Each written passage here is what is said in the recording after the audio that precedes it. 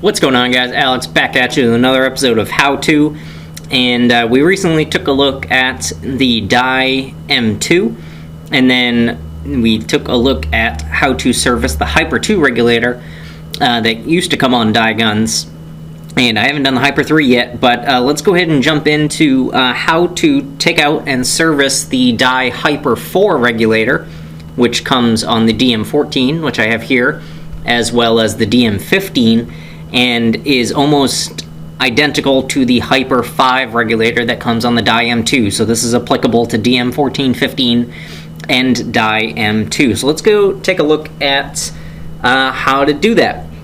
You are going to need, if you need to change O-rings, you're going to need like a pick of some kind, most likely. Obviously some kind of grease rag or something like that.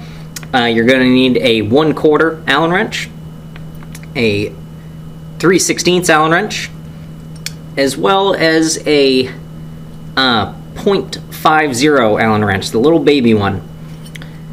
So right off the bat, you don't need to take, in the case of the 14, 15, or M2, you don't need to take the sleeve off at all. It comes in a little service, it's all bundled up into what they call like a pack, like a service pack basically, I guess is what they're calling it. It's all kind of built into the regulator, and it kind of all just drops right out. So right off the bat, we are going to be taking the 1/4 Allen key. You can go ahead and put it in that service nut that's in there, just like so, and you're going to be able to unscrew the entire pack. It does come like fitted out for a much bigger Allen key, but you can just as easily use the 1/4 Allen key, put it in the little service pack nut, I guess is what they're calling it, like it's a retaining nut held in by set screws. You can go ahead and put that in, and that'll take out the whole pack for you. As you can see here, I'm just unscrewing it and it's starting to come out. And you go ahead and we can pull out the little service pack. So it's all kind of in there. The Reg piston and that spring stack that's in there may or may not come out. If it does not, oh man, it's really gross in here. Really clean his gun better. You can take a pair of long needle nose pliers, and you can go ahead and catch the Reg piston that's kind of down in there. You can kind of see it in the light a little bit. Yeah, you can kind of see it right there. You can go ahead and catch that and just be gentle about it. We can go ahead and pull that out. Please come out. Just, be gentle with it. Just kind of work it around. Let it, find its way out. And you let go. And there's your piston. So this is the Hyper 4. So if you take about the Hyper 5 regulator in the Dye M2, there is the shim stack is a little bit different. I can show you guys that in a later video. But this is the Hyper 4, and also in the Hyper 5 you're going to see 2 O-rings. Again, we'll get into that in a different video. This is the Hyper 4 regulator. So it'll come out looking like this. You've got your spring stack right there. If the shims all do fall out, it's real easy. There's an even amount. You're just going to make, we looked at this in the Dye Hyper 2 video, you make the cup side, and you take another one with the cup side, and you just kind of do this with those individual spring shims. You're going to make like little kind of cup things like that, like the cups are opposed to each other, so they kind of stand up and out from each other. So you make a bunch of those, and you put it on, and it ends up looking just like that, so you can actually see like the light kind of going through it. That's what they'll look like. A little bit different than some of the other ones where there's one extra one that you want face down towards the piston and like face up away from the piston at the ends. So check that O-ring that's right here on the piston. Make sure it's all good. If it needs it, wipe it off, re-grease it. This one doesn't in particular, so we're going to take that and just put it aside right here. Actually, you know what? This is a service video, so I will show you. There's your shim stack.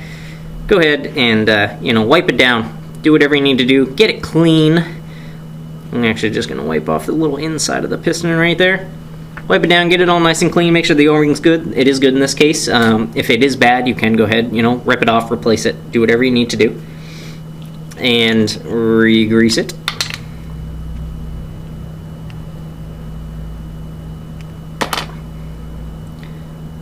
like so. And go ahead and put those shims on. Again, cups, like make little opposing disc cups. So you have one shim with a cup like that, and you have another shim with a cup like that.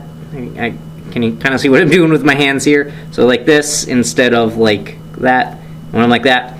And you just do all the pairs like that, and go ahead and stack it on like so. These shim springs are very clean. If yours are dirty and all covered in crap, you want to wipe those down before you put them back on, but you'll end up with that. So what you want to do with this is, if you look at the bottom where that little service nut is that you use to unscrew this little power pack, look around it, and there's going to be 3 set screws, and that is where your .50 Allen key comes in. So you can put that in, and they might be a little tight in there.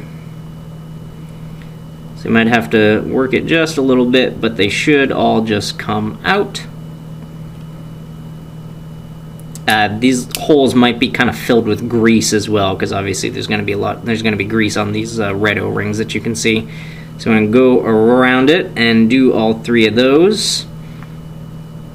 And that service nut should fall right out, looks like that. And now you can take the reg seat retainer, or whatever you want to call it, that holds the reg seat in there. That's where you're going to, one of the little .50 things came out. Alright, that's where you're going to take your 3/16 Allen wrench and take out that reg seat retainer, or reg seat holder, whatever you want to call it, the brass piece that's in there. Just unscrew it until it comes all the way out. And this is a lot of times where the majority of leaks end up coming from, is this purple O-ring that's right here on the end. You also want to make sure that the actual reg seat itself, that hockey puck that's in there, you want to make sure that's in nice and good condition. It will have like kind of a ring stamped on it that's from the piston, or well, kind of from the piston. Yeah, it is. You want to make sure that it's not like deep cut or you know, mauled or mangled or anything like that. It's going to have like a little circle stamped into it pretty much from the piston. It's totally fine. That's normal. It's what it's supposed to be. But if it's all messed up, you want to take it out and replace it. And you can take it out, just like take a pick or something sharp, stab it in there, and you'll just be able to like yank it out. And then the other one just kind of press fits right in. And then you want to make sure that this is all nice and clean, and you want to make sure that this O-ring has some grease on it. You can do that right there. And then at that point, that's almost pretty much it. You can go ahead and put that in. Put that back in, make sure it catches threads. And I'm going to put it in all the way till it stops. And then I'm going to come out 1, 2, 3, 4, 5 turns. That's usually factory default. Obviously, you know, you might have to go readjust your pressures after down at the chrono. But that should pretty much take care of everything. At this point, you can put that little service pack set screw thingy. You can just kind of pop that back in and put the set screws back into place with your .5050 Allen wrench. I'll tighten that up and get this last one in here. It's kind of gross in this thing. And go ahead and put the last of those set screws in place. So at this point, I am going to put just a touch of grease. You don't need a whole lot on these red O-rings because they are static. They are not dynamic. They are not moving.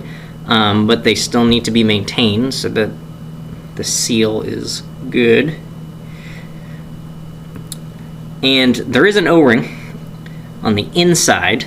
Right inside there. It's actually green. I don't know if you can kind of see it in the video. Probably, maybe not, but it's right inside here. Every once in a while that will have to get replaced, and when it does, it is a huge pain in the ass. Luckily we don't have to do that today. It's right there. You'll see it as soon as you take out your service pack. There's no tricks or anything about it. It just sucks to try and get an O-ring in there. It really does. But it does need a tiny bit of lubrication. So what I'm going to do is take a very small touch of grease, and I'm going to put it right here on the end of the piston. It doesn't have to be a whole lot. You see how much I put there? and then I'm just gonna work it right around the stem of that piston. Again, it doesn't have to be a whole lot. I don't really have much on there. What that does is when it goes inside, that's what happens. So I'm actually going to take the whole thing. You can plug it in kind of pretty much just like that and make yourself a little pack. Grab it by the bottom, take your gun, and slide it right all the way back up. Then with your 1/4 Allen key, you can screw the whole thing back in. And obviously minor chrono adjustments you might have to go do at a chrono station to find your velocity again. But other than that, that is pretty much it, guys. Nice and super simple. That is going to be your basic maintenance for the Hyper 4 regulator. The Hyper 5 regulator on the Diam 2 is extremely similar, and even without a video you probably can figure out exactly what you're doing. It's just one extra O-ring on that piston, and it's pretty much it. Pretty much the same thing, but I will make a separate video anyway at a later date. That's pretty much it, guys. I hope you enjoyed it or learned something or found this useful at all. If you did, please hit that like button. It helps out the channel more than you could know. And if you're new, welcome to the channel. Hit that subscribe button. You'll be able to get notifications for when any of my future videos go up. And we can all, have a good time doing paintball stuff and learn about paintball and talking about paintball. And that's pretty much it, guys. I hope you enjoyed the video, and I will see you next time.